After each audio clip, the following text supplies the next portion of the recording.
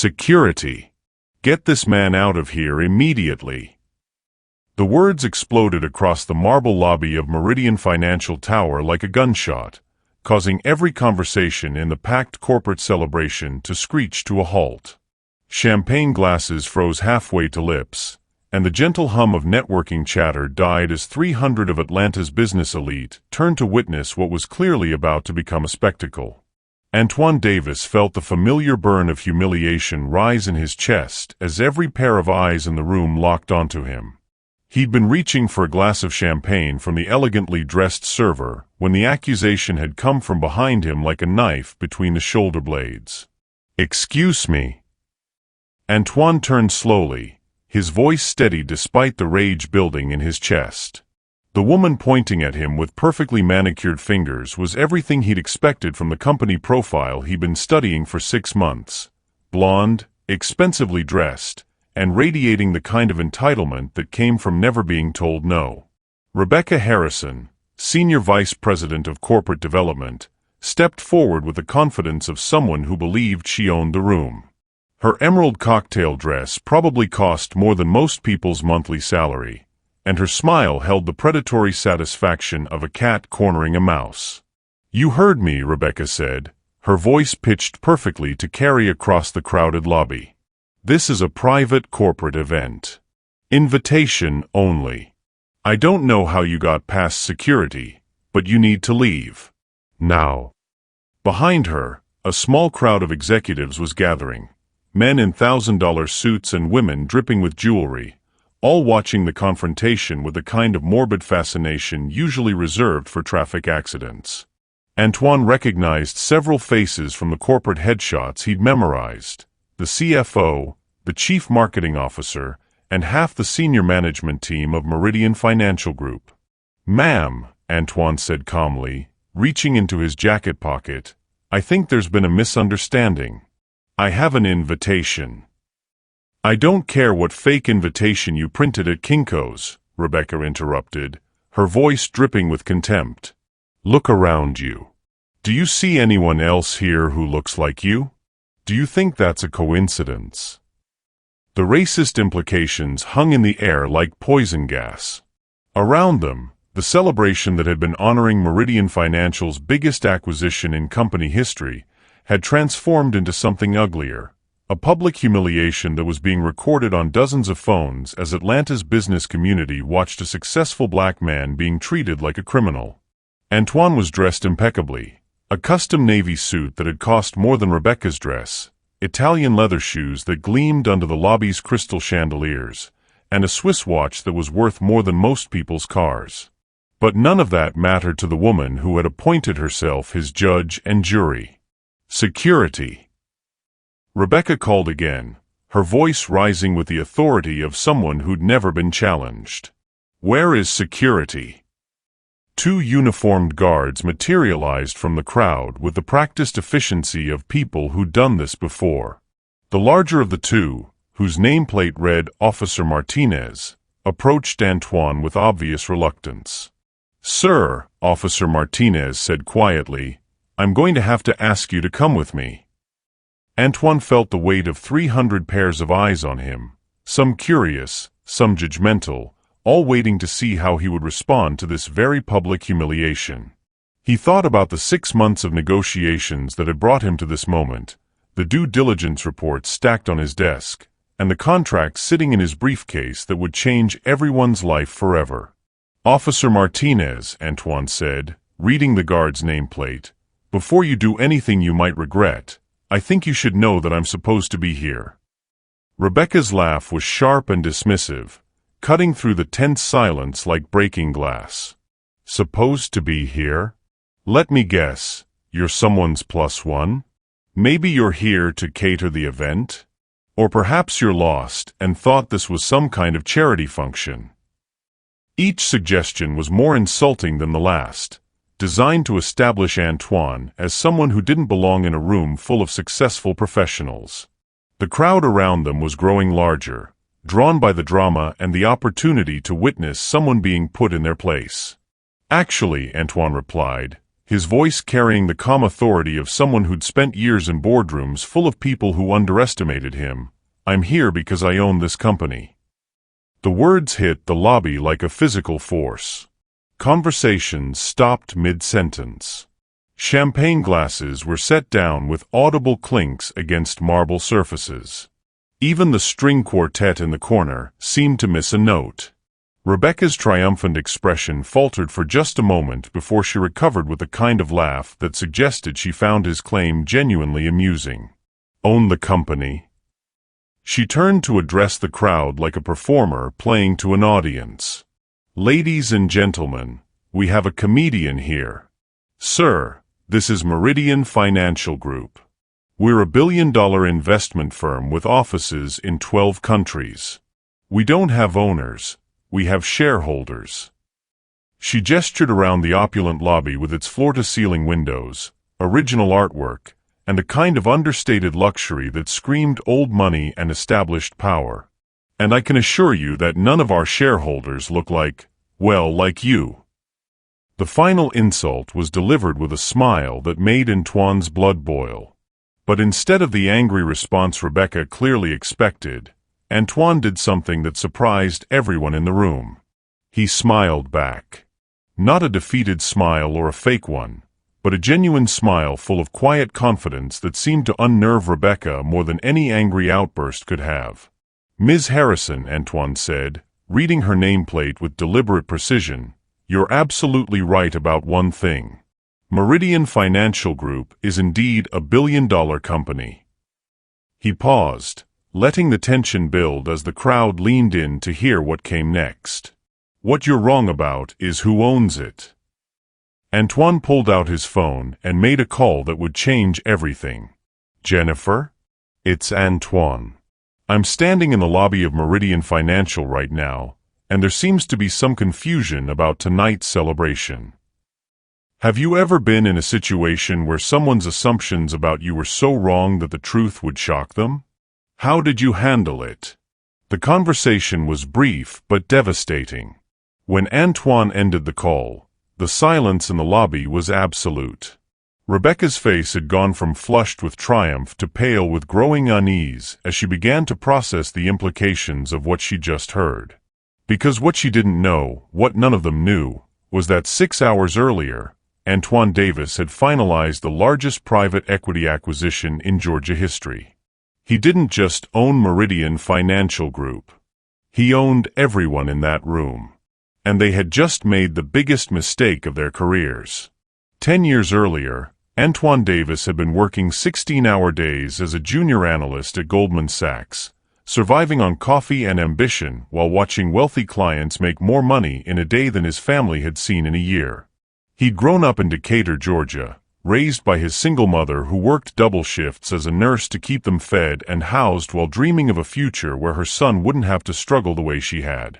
"Baby," his mother would tell him while reviewing his report cards at their kitchen table, "your brain is your ticket to anywhere you want to go. Don't you ever let anyone convince you that you don't belong somewhere just because you don't look like everyone else there." Those words had carried Antoine through Georgia Tech, where he graduated summa cum laude with degrees in finance and mathematics, through the brutal interview process at Goldman Sachs, and through the soul-crushing years of proving himself in rooms where he was often the only black face among dozens of white colleagues. But it was during his third year at Goldman that Antoine had discovered his true calling, not in following other people's investment strategies, but in creating his own. He'd started moonlighting as a consultant for small businesses, using his analytical skills to help mom-and-pop operations optimize their finances and plan for growth. The breakthrough had come when he'd helped a struggling Atlanta restaurant chain restructure their debt and implement new inventory management systems. Within 18 months, the company had gone from near bankruptcy to profitability, eventually selling to a national chain for 8 times what Antoine had valued it at when he'd first started working with them. Word had spread through Atlanta's business community about the young analyst who could transform failing companies into success stories. Soon, Antoine was fielding requests from business owners across the Southeast who wanted his expertise in turning their operations around. By age 28, Antoine had saved enough money to leave Goldman Sachs and start his own private equity firm. Davis Capital Partners had begun with a single office above a soul food restaurant in downtown Atlanta, funded by Antoine's savings and a loan against his mother's house that had kept him awake at night with worry. The first investment had been a $50,000 stake in a family-owned construction company that was struggling to compete with larger firms. Antoine hadn't just provided capital. He'd restructured their operations, implemented new project management systems, and helped them develop relationships with minority-owned businesses that were seeking construction partners. Within 2 years, the construction company had grown from 12 employees to over 100, with contracts worth millions of dollars. When Antoine sold his stake, the return was over 1,000%. But success hadn't changed Antoine's core mission, using capital to create opportunities for businesses and communities that had been overlooked by traditional investors. Davis Capital Partners had grown into one of the most successful private equity firms in the Southeast, with a portfolio that included everything from tech startups to manufacturing companies to retail chains. What set Antoine apart from other private equity investors wasn't just his analytical skills. It was his understanding of businesses that served underrepresented communities. While other firms were chasing unicorn tech companies and established brands, Antoine was finding value in businesses that knew how to serve markets that Wall Street ignored. Over 10 years, Davis Capital Partners had completed 43 successful investments, with an average return that put them in the top 5% of private equity firms nationally. Antoine's personal net worth had grown to over $800 million, making him one of the youngest black billionaires in American history. But the Meridian financial acquisition was different. It wasn't just about financial returns, it was about justice. 6 months earlier, Antoine had been approached by Sarah Williams, a brilliant financial analyst who had been systematically harassed and discriminated against during her 5 years at Meridian Financial. Despite consistently outperforming her peers, she'd been passed over for promotions, excluded from major projects, and subjected to the kind of microaggressions that made each workday a battle.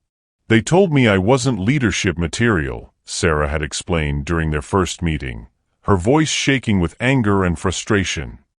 "They said I didn't have the right cultural fit for senior management. But I knew what they really meant."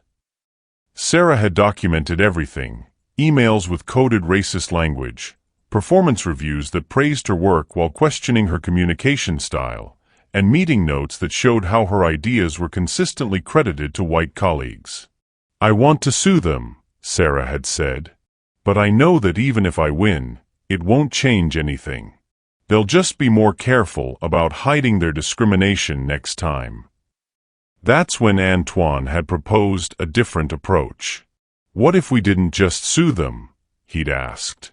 "What if we bought them?" The idea had seemed impossible at first. Meridian Financial Group was an established firm with over $2 billion in assets under management. They had institutional investors, a prestigious client base, and the kind of old money connections that had protected them from scrutiny for decades. But Antoine had seen something that others had missed. Meridian was vulnerable. Their recent performance had been mediocre, their client base was aging, and several of their major investors were looking for exit opportunities. More importantly, they were hemorrhaging talent as word spread about their toxic corporate culture.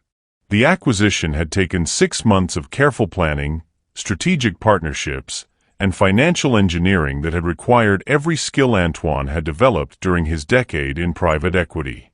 He'd assembled a consortium of investors that included pension funds, university endowments, and successful entrepreneurs who shared his vision of transforming Meridian from a symbol of exclusion into a model of inclusive excellence. The final negotiations had been completed that morning, with Antoine's consortium acquiring 78% of Meridian Financial Group for $1.2 billion. The deal had been structured to give Antoine operational control immediately, with the authority to make personnel changes, restructure operations, and implement new corporate policies. Tonight's celebration was supposed to honor what Meridian's executives thought was their successful sale to a consortium of unnamed investors. They'd been told that the new ownership would be hands-off, and that current management would remain in place. They had no idea that their new owner was standing in their lobby, being treated like a criminal by the very people whose careers now depended on his approval. When you achieve the power to change a system that once excluded you, how do you balance justice with mercy? The irony wasn't lost on Antoine that he'd spent the day finalizing contracts that made him one of the most powerful people in Atlanta's financial sector, only to be told by his own employees that he didn't belong in their building. But what Rebecca Harrison and her colleagues didn't understand was that Antoine hadn't just bought their company for the financial returns. He bought it to prove that excellence wasn't determined by the color of your skin, that leadership wasn't defined by who you looked like, and that power was most meaningful when it was used to lift others up. And in about 10 minutes, when the official announcement was made, they were going to learn exactly what those principles looked like in practice. The first escalation came when Rebecca Harrison decided that simply ejecting Antoine from the party wasn't humiliating enough. She wanted to make it a teachable moment for everyone watching. "Ladies and gentlemen," Rebecca announced, raising her champagne glass to address the crowd that had gathered around the confrontation, "I think we can all learn something from this situation." Her voice carried the practiced authority of someone who'd spent years giving presentations to boardrooms and client meetings, but tonight it was being used as a weapon against someone she saw as beneath her notice. "This is exactly why we have security protocols for corporate events," Rebecca continued, warming to her theme as phones appeared throughout the crowd to record what was clearly about to become a viral moment. "When you're successful, when you've built something meaningful, there will always be people who think they can just walk into your world and help themselves to what you've earned." Antoine felt the familiar weight of stereotypes being piled onto his shoulders. The assumption that his presence in a corporate setting must be illegitimate, that his expensive suit must be borrowed or stolen, that success for a black man must somehow be fraudulent. "Ms. Harrison," Antoine said quietly, his voice carrying just enough authority to cut through her monologue, "I think you should reconsider what you're doing right now." Rebecca's laugh was sharp and dismissive, designed to humiliate him in front of the assembled crowd. "Reconsider? Sir, I've been in corporate finance for 15 years. I know exactly what I'm doing, and I know exactly what you're trying to do." She gestured toward Antoine with obvious disdain. "You probably read about tonight's event in the Business Journal. You probably Googled our executives, memorized some company talking points, and figured you could network your way into some opportunity." Each accusation was more insulting than the last, painting Antoine as a desperate social climber rather than the accomplished businessman he actually was. "Well, let me save you some time," Rebecca continued. "Meridian Financial Group doesn't hire people who show up uninvited to corporate events. We don't do business with people who try to crash exclusive gatherings. And we certainly don't associate with people who don't understand their place in the professional hierarchy." The words "their place" weren't lost on anyone in the crowd. Several executives shifted uncomfortably, recognizing the racist undertones of what they were witnessing. But Rebecca was just getting started. "Officer Martinez," she called to the security guard who was still standing awkwardly beside Antoine, "I want this man not just removed from the building, but banned from the property. Make sure the front desk has his description so he can't try this again." That's when Antoine made his first strategic move, a small act of defiance that would begin the unraveling of Rebecca's confidence. He pulled out his business card and handed it to Officer Martinez with a calm smile. "Officer, I think you should see this before you do anything that might compromise your employment here." Officer Martinez looked at the card, and his expression immediately changed from resigned compliance to confused concern. "Davis Capital Partners," he read aloud, though his voice was barely audible. "Antoine Davis, founder and managing partner." Rebecca snatched the card from the officer's hand and examined it with the kind of suspicion she might reserve for counterfeit currency. "Anyone can have business cards printed," she declared, though her voice lacked its earlier confidence. "This proves nothing except that he's committed to this elaborate charade." But Antoine wasn't finished. He pulled out his phone and scrolled to his contact list, selecting a number that would begin Rebecca's education in exactly who she was dealing with. "Mayor Thompson? It's Antoine Davis. I'm sorry to bother you this evening, but I'm at a corporate event and there seems to be some confusion about my credentials." The conversation was brief but devastating. When Antoine ended the call, he handed his phone to Officer Martinez. "The mayor would like to speak with you, officer. He wants to confirm my identity." Officer Martinez took the phone with hands that were visibly trembling. The conversation lasted 30 seconds, but it felt like an eternity as Rebecca's certainty began to crumble in real time. "Mr. Davis," Officer Martinez said, handing the phone back with something approaching reverence, "I apologize for any confusion. The mayor confirmed your identity and wanted me to tell you that he looks forward to seeing you at the city council meeting next week." The crowd was buzzing now, people frantically Googling Antoine Davis and Davis Capital Partners on their phones. The whispered fragments of what they were discovering painted a picture that was becoming impossible for Rebecca to ignore. Private equity.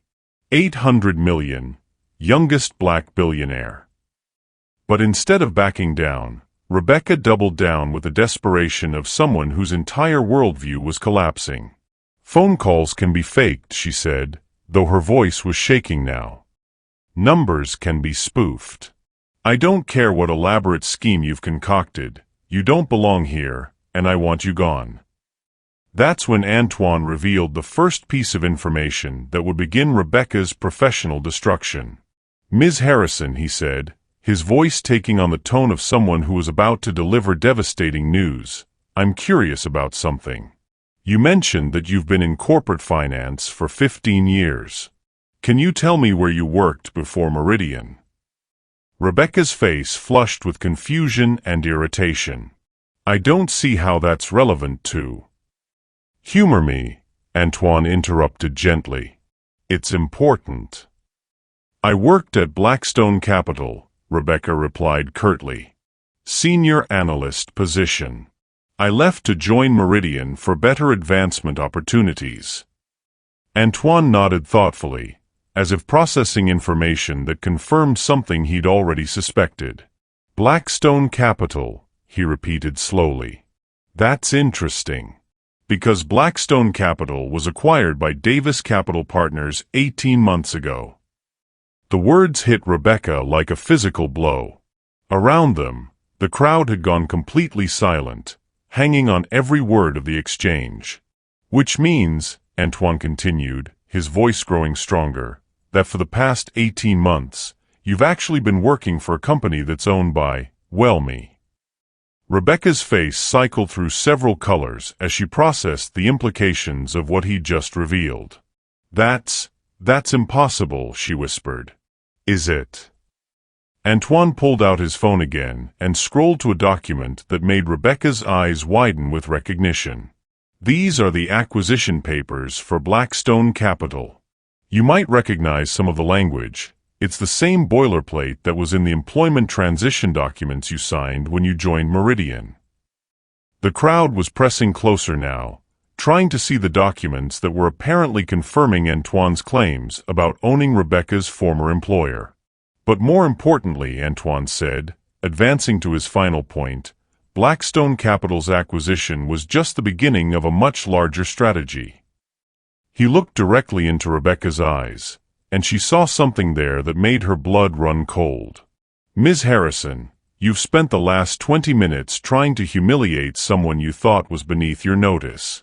But what you don't understand is that you've been working for me for 18 months without knowing it. When someone's prejudice blinds them to the reality of who they're dealing with, how does it change the power dynamic?" The implications were staggering.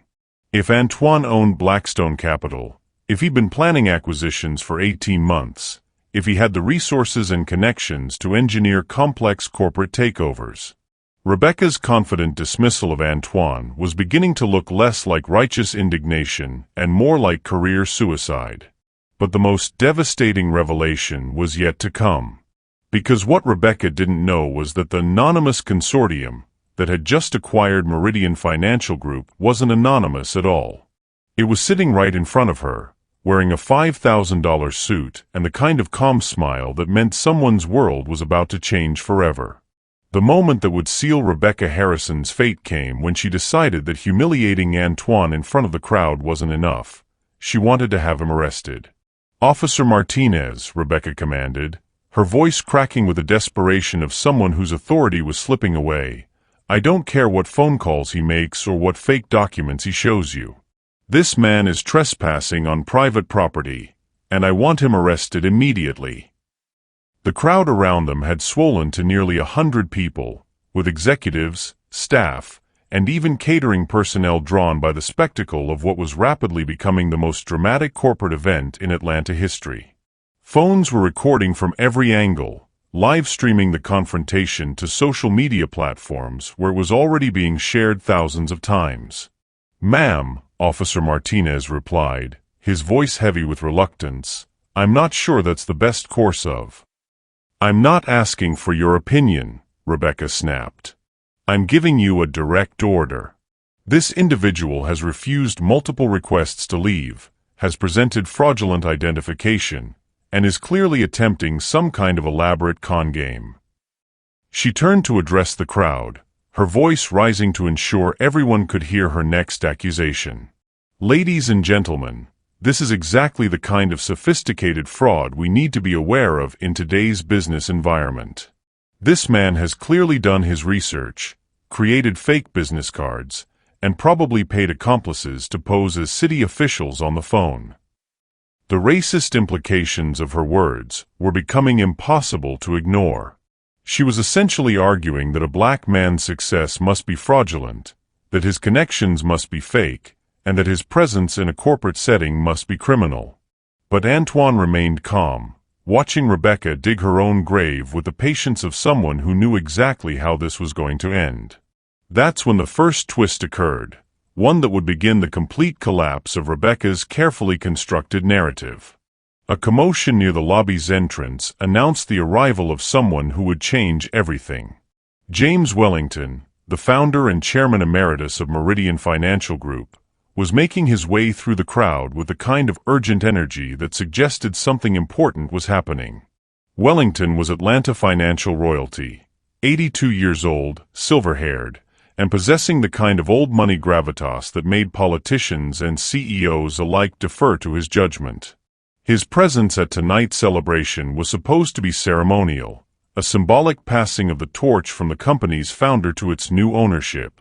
"What in God's name is going on here?" Wellington's voice cut through the noise like a blade, causing conversations to stop and heads to turn throughout the lobby. Rebecca's face flooded with relief as she saw her salvation approaching. Wellington's support would vindicate her actions and confirm that she'd been protecting the company from an elaborate fraud. "Mr. Wellington," Rebecca called out, her voice carrying renewed confidence, "thank goodness you're here. This individual has been attempting to gain unauthorized access to our celebration, claiming to own the company and presenting fraudulent documentation." She gestured toward Antoine with obvious disdain. "I've asked security to remove him, but he's been persistent in his deception. I thought you should know that we're dealing with a sophisticated fraud attempt." Wellington's expression was unreadable as he looked from Rebecca to Antoine, his sharp eyes taking in every detail of the confrontation. "Ms. Harrison," Wellington said slowly, "are you telling me that you've been trying to have this man arrested?" "Yes, sir," Rebecca replied proudly. "I've been protecting our event and our company from what is clearly an elaborate scam." Wellington was quiet for a long moment, his gaze fixed on Antoine with an intensity that made everyone in the lobby hold their breath. Then he did something that shattered Rebecca's world. He walked over to Antoine and extended his hand with obvious respect. "Mr. Davis," Wellington said, his voice carrying clearly across the silent lobby, I apologize profusely for this situation. I had no idea you were being treated this way by our staff." The crowd gasped audibly as Wellington shook Antoine's hand with the kind of deference usually reserved for heads of state or major donors.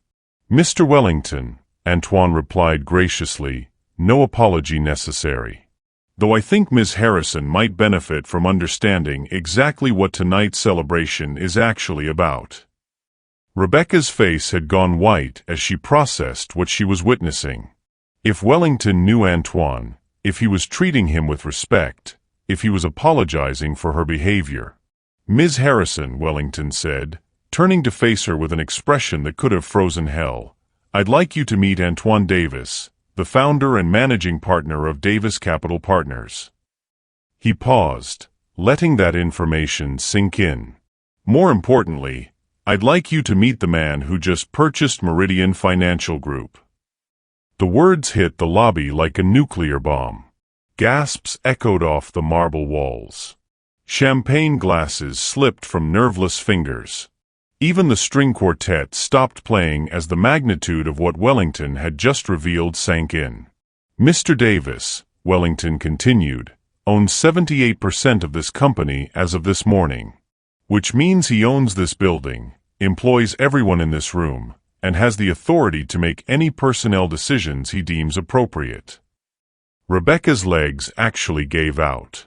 She grabbed onto a nearby pillar for support as the full implications of what she'd done crashed over her like a tsunami. For the past 30 minutes, she'd been trying to have her own boss arrested. But the devastating revelations weren't over yet. Wellington turned to address the entire crowd, his voice carrying the authority of someone who'd spent 60 years in corporate leadership. "Ladies and gentlemen, tonight's celebration is indeed historic. We're not just marking the sale of Meridian Financial Group, we're witnessing the beginning of a new era in corporate leadership." He gestured toward Antoine with obvious pride. "Mr. Davis has built one of the most successful private equity firms in the Southeast. His track record of transforming companies and creating value is unparalleled. And his commitment to diversity, inclusion, and excellence makes him exactly the kind of leader our industry needs." The crowd was buzzing with excitement and nervous energy as people began to understand that they weren't just witnessing a corporate acquisition. They were witnessing a changing of the guard that would transform Atlanta's financial landscape. But Rebecca Harrison was focused on a much more immediate concern, the complete destruction of her career. "Mr. Wellington," she whispered, her voice barely audible, "I didn't know. He didn't look like. I couldn't have known that." "That what, Ms. Harrison?" Wellington's voice was ice cold. "That a successful black businessman could own a major financial firm? That someone who doesn't look like our traditional leadership could be qualified to run our company?" The racist assumptions that had driven Rebecca's behavior were being laid bare for everyone to see and judge. That's when Antoine made a decision that would define not just Rebecca's fate, but the culture of the entire organization. He stepped forward, his voice carrying the quiet authority of someone who now held absolute power over everyone in the room. "Ms. Harrison," he said gently, "I want you to understand something. For the past 6 months, I've been studying this company. I've reviewed every department, every employee file, every performance metric." Rebecca looked up at him with terror in her eyes, finally understanding that this wasn't just about tonight's humiliation. This was about systematic evaluation and judgment. "I know about the discrimination lawsuits that were quietly settled. I know about the talented employees who left because they couldn't advance due to cultural fit issues. I know about the hostile work environment that's been driving away our best people." When someone in power reveals they've been watching and evaluating your behavior all along, how does it change your understanding of accountability? Antoine's voice grew stronger, more decisive. "Ms. Harrison, you've spent tonight demonstrating exactly the kind of leadership that's been holding this company back. You've shown prejudice, poor judgment, and a complete lack of the values that will define our future success." Rebecca realized with dawning horror that this wasn't just about losing her job. This was about being made an example of in front of the entire Atlanta business community. And the most devastating part was that she'd done it all to herself, with cameras rolling and witnesses watching every moment of her professional suicide. The emotional breakthrough that would transform the entire dynamic of the confrontation came from an unexpected source. A young black woman who pushed through the crowd with the determination of someone who had been waiting years for this moment. Mr. Davis. The voice was clear and strong, cutting through the buzzing conversations and nervous energy that filled the lobby. Mr. Davis, it's Sarah Williams. Every head turned to see a woman in her early 30s approaching with tears streaming down her face. She was professionally dressed, confident in her bearing, but her emotions were raw and unguarded as she made her way toward Antoine. Sarah. Antoine's face lit up with genuine warmth as he recognized the woman whose documentation of discrimination had started this entire journey. I was hoping you'd be here tonight. The reunion was electric with meaning. Here was the whistleblower whose courage had exposed Meridian's toxic culture, meeting face-to-face with the man who had turned her evidence into justice. I can't believe you actually did it, Sarah said, her voice breaking with emotion. When you told me you were going to buy the company, I thought it was impossible. But you actually did it. Rebecca watched this exchange with growing horror, finally beginning to understand that tonight's events weren't random or coincidental. This was the culmination of a carefully planned operation that had been months in the making. Sarah, Antoine said, his voice carrying to every corner of the lobby, I want everyone here to meet the woman whose courage made tonight possible. He turned to address the crowd, his voice growing stronger with righteous anger. 6 months ago, Ms. Williams came to me with documentation of systematic discrimination at this company. Performance reviews that praised her work while questioning her communication style. Meetings where her ideas were credited to white colleagues. Promotions that went to less qualified candidates because they had better cultural fit. The assembled executives shifted uncomfortably as Antoine laid out a pattern of behavior that many of them had witnessed or participated in. Ms. Williams could have filed a lawsuit and walked away with a settlement. Instead, she asked me to help her fix the problem permanently. Sarah stepped forward, her voice steady despite the tears on her cheeks. For 5 years, I watched this company waste talent and destroy careers because of prejudice and narrow-mindedness. I watched brilliant people leave because they couldn't advance. I watched mediocre employees get promoted because they looked like what leadership expected. She looked directly at Rebecca, who was still slumped against the marble pillar. I documented everything. Every slur disguised as constructive feedback. Every exclusion justified as team dynamics. Every dismissal explained away as personality conflicts. The crowd was silent as Sarah's words painted a picture of systematic injustice that had been hiding behind corporate politeness and professional language. But the most powerful moment came when Sarah addressed the broader implications of what they'd all witnessed tonight. When Ms. Harrison looked at Mr. Davis and immediately assumed he was a criminal, when she refused to consider that a black man could own this company, when she tried to have him arrested for the crime of existing in her space, she wasn't acting on her own. Sarah's voice grew stronger, more accusatory. She was acting out the values that this company has cultivated for decades. The belief that success looks a certain way, that leadership comes from certain backgrounds, that some people belong and others don't. The indictment was devastating because it was undeniably true. Rebecca's behavior hadn't happened in a vacuum. It was the logical endpoint of a corporate culture that had never been challenged or changed. That's when Antoine made a decision that would define the future of Meridian Financial Group. He walked over to Rebecca, who was now sitting on a marble bench with her head in her hands, and spoke to her in a voice that everyone could hear. "Ms. Harrison," he said gently, "I want you to look around this room." Rebecca raised her head slowly, her eyes red with tears and humiliation. Look at all these people who work for this company.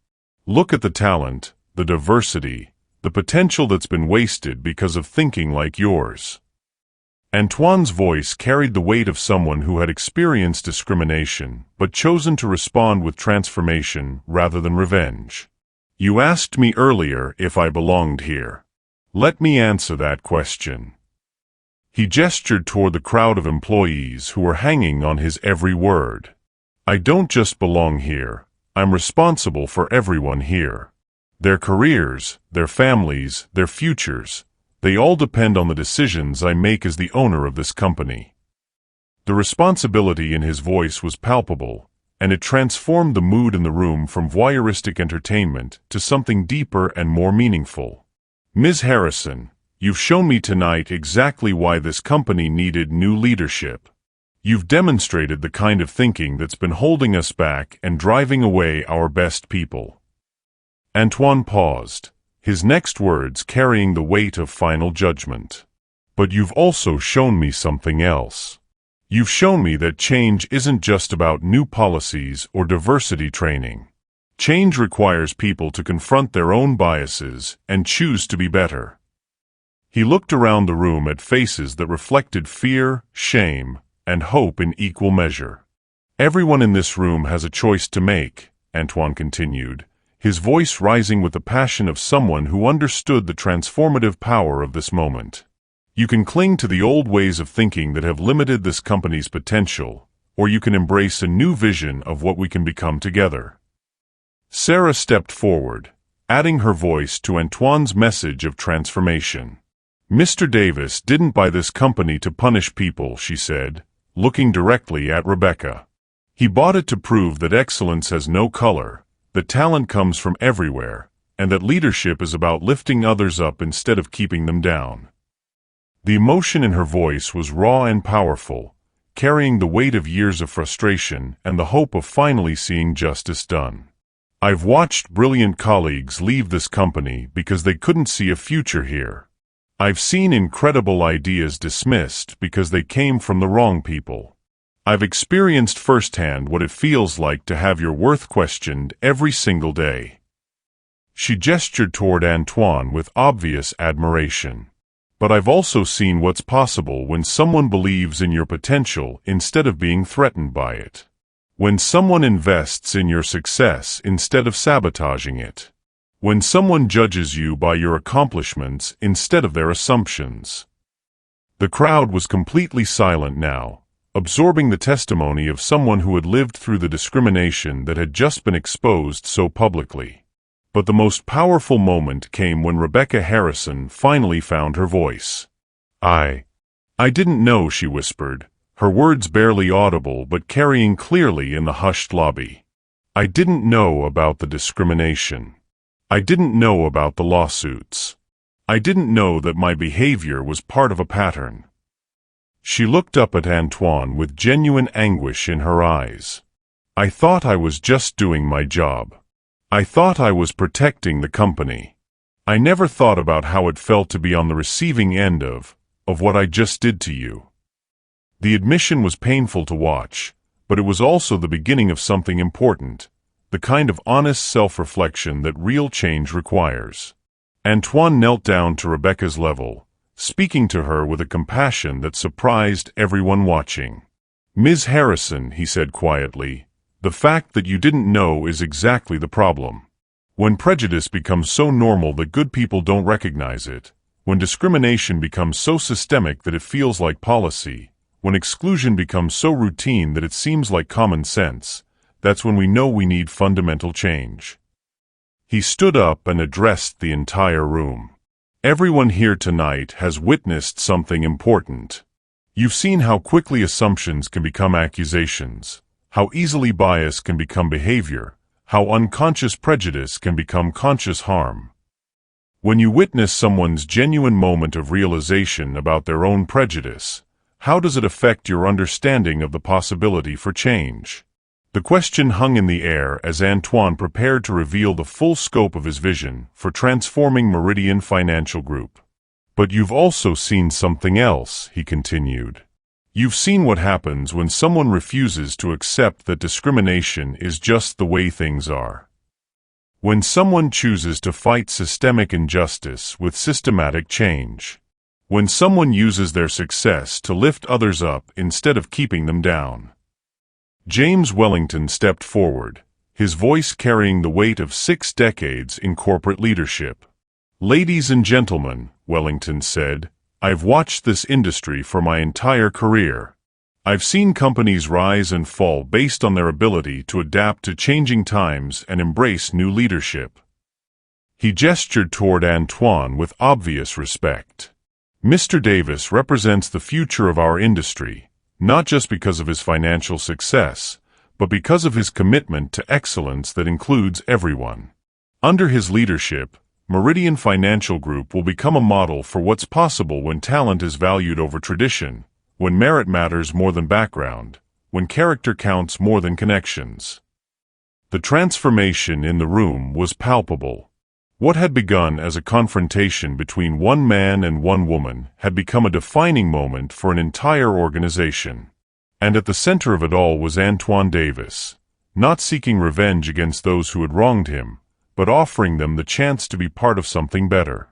The showdown that would determine the fate of everyone in Meridian Financial Group began when Antoine Davis made an announcement that transformed the celebration into a reckoning. "Ladies and gentlemen," Antoine said, his voice carrying the authority of absolute ownership, "I think it's time we discuss the future of this company, and who will be part of it." The crowd pressed closer, sensing that they were about to witness something unprecedented in corporate America, a new owner making real-time personnel decisions based on the character and values demonstrated in front of hundreds of witnesses. "Over the past 6 months," Antoine continued, "my team has conducted comprehensive reviews of every department, every manager, and every executive in this organization. We've analyzed performance metrics, employee satisfaction surveys, and exit interview data." Rebecca's face went pale as she realized that tonight's humiliation was just the visible tip of an iceberg that had been building for months. What we discovered was a company with incredible potential being held back by leadership that valued conformity over competence, tradition over talent, and comfort over character. Antoine pulled out a tablet and began scrolling through what appeared to be extensive documentation. "We identified 17 executives whose leadership styles have created hostile work environments. 12 managers whose promotion decisions show clear patterns of bias. And 43 employees who have filed internal complaints about discrimination that were either ignored or dismissed." The specificity of his data sent ripples of anxiety through the assembled crowd. This wasn't general criticism. This was surgical precision backed by months of investigation. "However," Antoine said, his voice growing stronger, "we also identified outstanding employees whose talents have been underutilized, whose innovations have been overlooked, and whose leadership potential has been suppressed by the very people who should have been mentoring them." Sarah Williams stepped forward, and Antoine handed her a folder that made her eyes widen with surprise and joy. "Sarah, effective immediately, you're being promoted to Senior Vice President of Operations with full authority to restructure departmental management and implement new diversity and inclusion initiatives." The promotion was announced to thunderous applause from employees who had watched Sarah's talents being wasted for years. But it was also a clear signal that merit, not politics, would determine advancement under the new ownership. "Furthermore," Antoine continued, "we're implementing immediate changes to compensation, promotion criteria, and workplace policies. Every employee will be evaluated based on performance, innovation, and their contribution to creating an inclusive environment where everyone can succeed." James Wellington nodded approvingly, recognizing the kind of bold leadership that had built great companies throughout history. But then Antoine revealed the information that would complete Rebecca's destruction and serve as a warning to anyone else who might consider discriminatory behavior.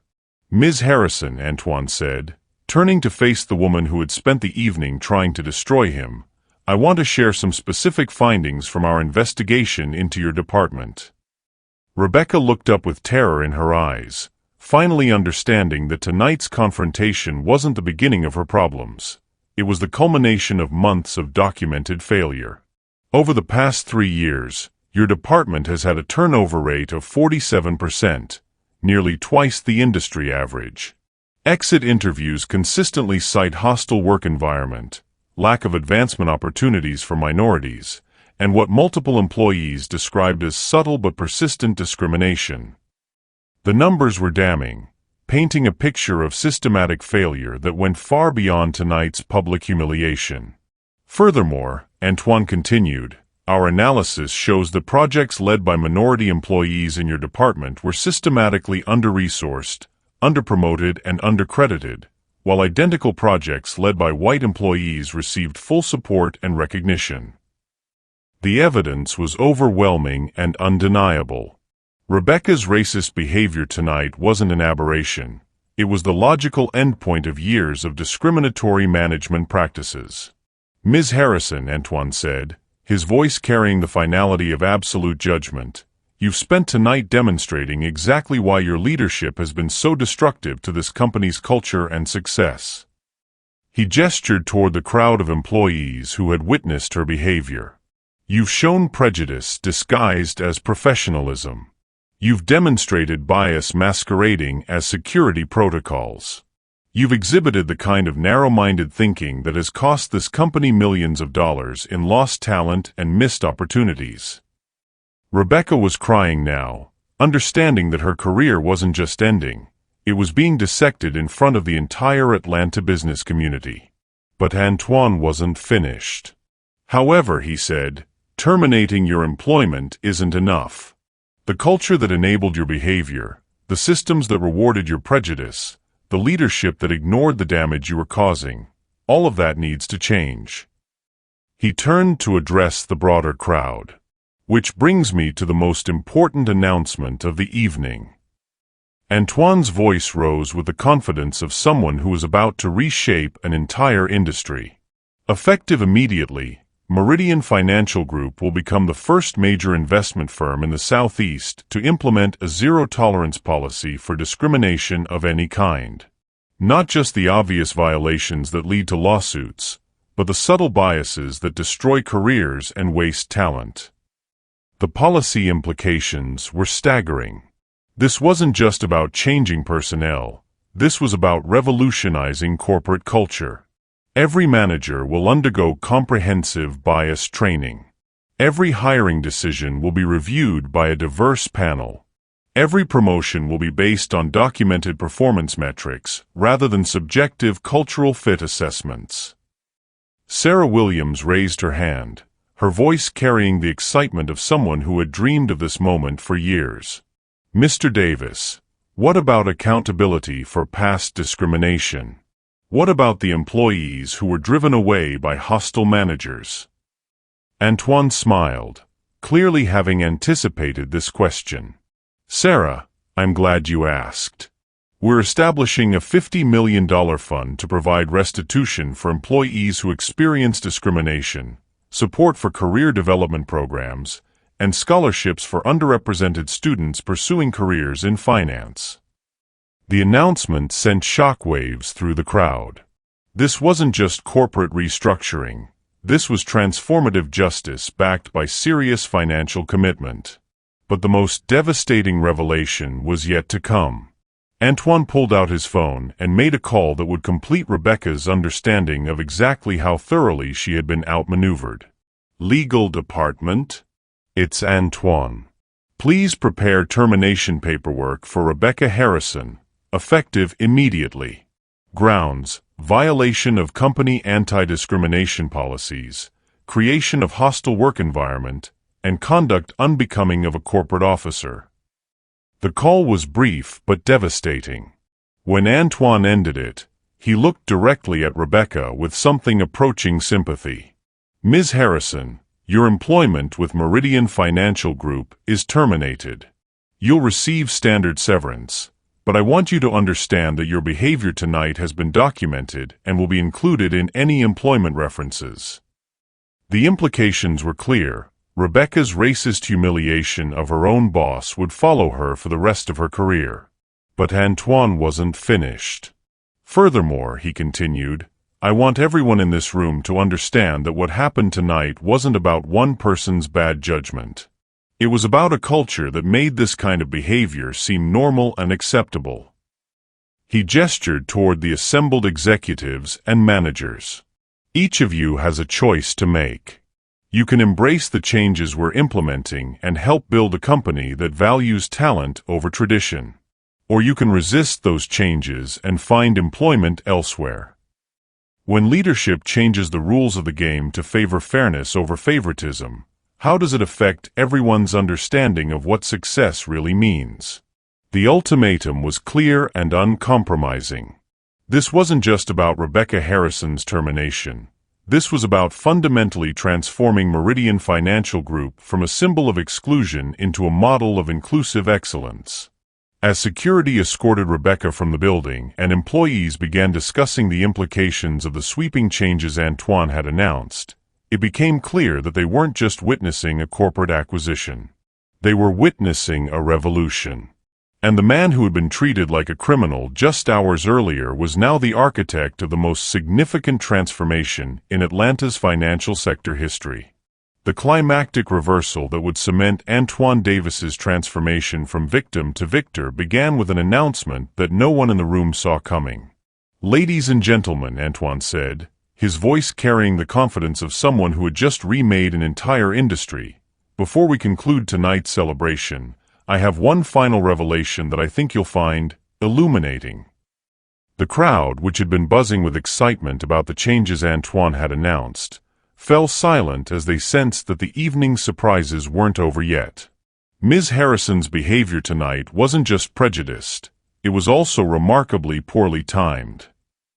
Antoine pulled out his phone and displayed a news alert that made several people in the crowd gasp audibly.